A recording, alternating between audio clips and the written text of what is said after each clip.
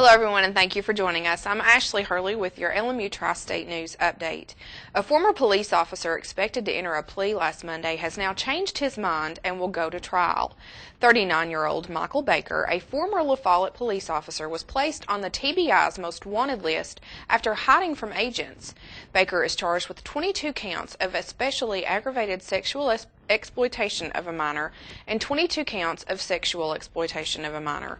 He was on the run from July to October of last year. According to officials, Baker hid in the mountains before he decided to turn himself in to Claiborne County authorities. The charges against him are connected with an investigation that showed inappropriate contact with an underage girl through webcam and text messages. His trial is now set for July since he backed out of the plea. The Connecticut man accused of transporting a Bell County teen to New Britain, Connecticut is now indicted. 51-year-old David Hernandez of New Britain is indicted on the charge of custodial interference. It was reported that the 14-year-old Madison York of Dorton Branch was on her way to Bell County when she was seen getting into a van with Connecticut license plates. She was found approximately 48 hours later and placed in the custody of the police before she was brought back home. Bell County Sheriff's deputies worked the case, and Hernandez remains behind bars with a bond of $1 million. A Harrogate woman is facing felony drug charges after a routine traffic stop led to the discovery of Oxycontin.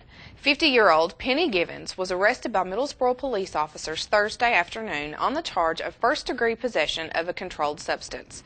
Officers discovered Oxy 10 milligrams along with an open can of beer inside the vehicle. Givens also faces charges of operating a motor vehicle under the influence and possession of an open alcohol beverage container in the vehicle. She was released from jail on bond and will appear in court on the charges. The man charged in the November death of a teenager now has a trial date. 68-year-old David Rowland was indicted by a Claiborne County grand jury in December of 2011 in the death of Devin Smith.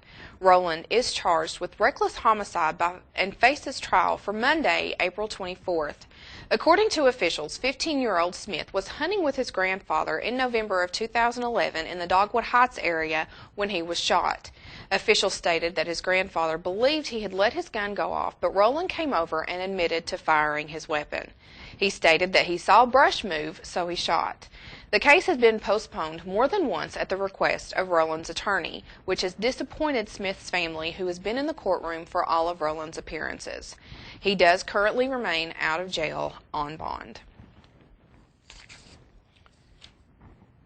A Tazewell woman was arrested on possession charges last Tuesday. 27-year-old Amanda Brooks was arrested on the charge of first-degree possession of a controlled substance. According to the citation, Brooks had oxymorphone in her possession. Along with the oxymorphone charge, she was arrested on counts of third-degree possession of Valium and Xanax. Brooks was also arrested on 3 misdemeanor charges and was also charged with public intoxication. Brooks was allegedly arrested at a store inside the Middlesboro Mall by officers with the Middlesboro Police Department. She was released from custody on Wednesday. One man had to be flown out after a 2-vehicle accident Tuesday afternoon. According to reports, a white Ford truck was traveling west on Cedar Fork Road in Tazewell when a red Ford Explorer pulled into the path of the truck. The driver of the Explorer was ejected from the vehicle after both vehicles ended up in a field. The man was later flown to UT Medical Center for his injuries, but no other serious injuries were reported, and the drivers' names have not yet been released. Lincoln Memorial University is collaborating with Humanities Tennessee, offering a 7-day residential writing workshop. The workshop is scheduled to be held on June 23rd through the 29th for upcoming 10th through 12th graders and graduating seniors who have an interest in creative writing. The Appalachian Young Writers Workshop is an opportunity for young people to explore the craft of writing. Students will learn from the region's foremost writers of fiction, creative nonfiction, lyricists, and poets. The postmark deadline for all scholarship applications and materials is May 17th. The postmark and payment deadline for all general applications is June 3rd.